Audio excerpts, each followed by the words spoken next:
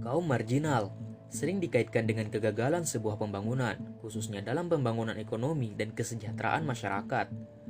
Kaum marginal juga identik dengan masyarakat kecil atau masyarakat yang terpinggirkan. Secara umum, masyarakat yang terpinggirkan adalah orang miskin, pemulung, gelandangan, buruh tani, mereka yang terkena penyakit HIV/AIDS, korban perdagangan manusia, masyarakat yang mempunyai masalah dengan hukum, dan lain-lain. Mereka termarginalkan karena tekanan ekonomi, sosial, budaya, dan kebijakan pemerintah yang tidak berpihak kepada masyarakat kelas menengah ke bawah. Keberadaan kaum marginal yang tidak ditangani dengan baik akan menjadi sebuah permasalahan yang kompleks dalam suatu daerah, seperti pelacuran, pencurian, pembunuhan, perdagangan manusia, dan lain-lain. Jika tidak ditangani dengan baik akan menjadi bom waktu yang dapat merusak tatanan kehidupan masyarakat. Mereka yang termarginalkan tidak dapat memilih untuk tinggal di mana. Ketika mereka tidak mampu membeli rumah, mereka harus rela tinggal di emperan jalan dan kolong jembatan yang sewaktu-waktu dapat digusur atas nama pembangunan. Hak-hak kaum marginal sebagai warga negara seringkali terabaikan. Hak akses terhadap pendidikan, kesehatan, dan pekerjaan pun jauh dari kata layak. Pada akhirnya, kemiskinan dan kesulitan hidup tersebut diwariskan ke anak-anak dan cucu-cucu mereka hingga bergenerasi.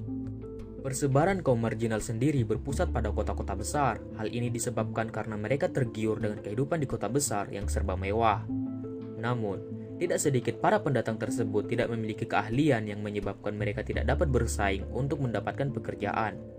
Akibatnya, angka pengangguran tinggi dan menurunnya angka tingkat kesejahteraan masyarakat.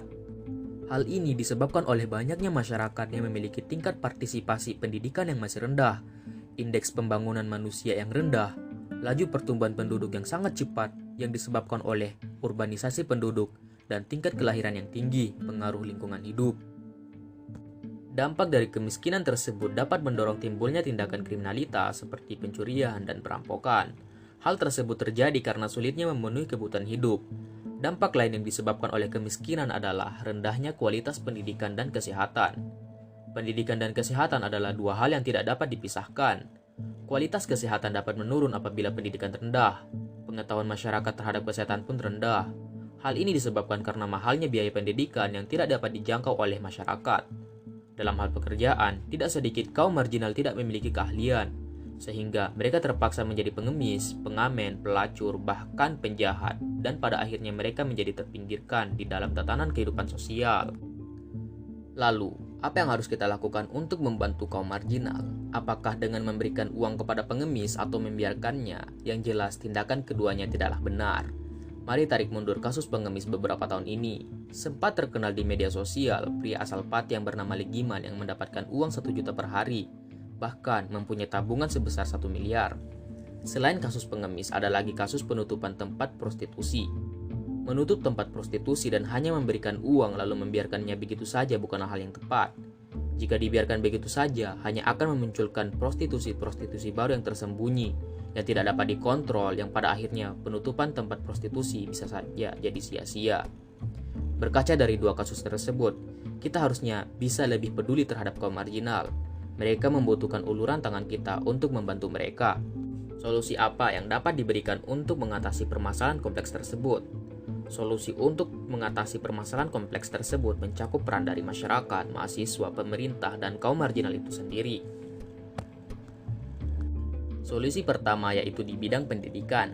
Di sini masyarakat dan mahasiswa mempunyai peran besar. Bukan berarti pemerintah tidak memiliki peran, tapi fakta di lapangan masih banyak kaum marginal yang kesusahan merasakan bangku pendidikan.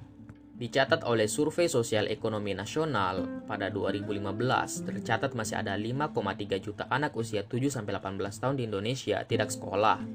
Walaupun hingga saat ini angkanya menurun ke angka 32,1 juta, namun angka 32 juta bukanlah angka yang sangat kecil. Tapi faktor ekonomi lah yang membuat mereka putus sekolah, walaupun beberapa tahun terakhir pemerintah menggerakkan program pendidikan gratis. Namun, itu tidaklah cukup untuk menjangkau semuanya. Maka itu, diperlukan peran masyarakat dan mahasiswa untuk membuat sebuah layanan pendidikan untuk kaum marginal, seperti lembaga swadaya masyarakat, yayasan, ataupun komunitas, agar mereka dapat merasakan bangku pendidikan. Hal ini sangat diperlukan agar kaum marginal tersebut memiliki pengetahuan dan pola pikir yang luas, agar kedepannya anak dan cucu dari kaum marginal tersebut bisa keluar dari kondisi mereka yang sekarang. Solusi yang kedua adalah bidang ekonomi. Masyarakat dan mahasiswa memiliki peran besar dalam hal ini. Perlunya membuat sebuah lembaga pelatihan kreativitas dan keahlian untuk kaum marginal, agar kaum marginal itu sendiri memiliki kreativitas dan keahlian untuk bertahan hidup di kota besar. Selain membuat lembaga pelatihan untuk meningkatkan kreativitas, masyarakat juga harus saling berbagi bantuan kepada kaum marginal, sehingga tidak ada kondisi kesenjangan sosial antara kaum marginal dan masyarakat itu sendiri. Solusi yang ketiga adalah dalam bidang sosial. Dalam hal ini perlunya kesadaran dari kaum marginal tersebut agar berpikir ulang ketika ingin pindah ke kota besar.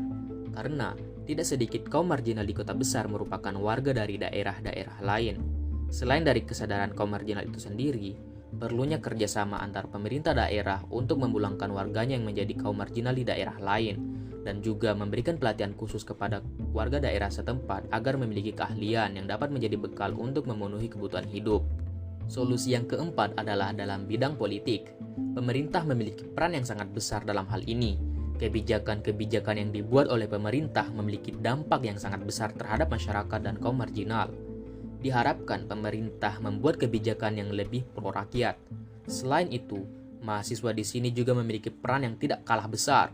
Mahasiswa dapat mengawal dan mengawasi pemerintah sehingga pemerintah tidak semena-mena membuat kebijakan yang asal-asalan.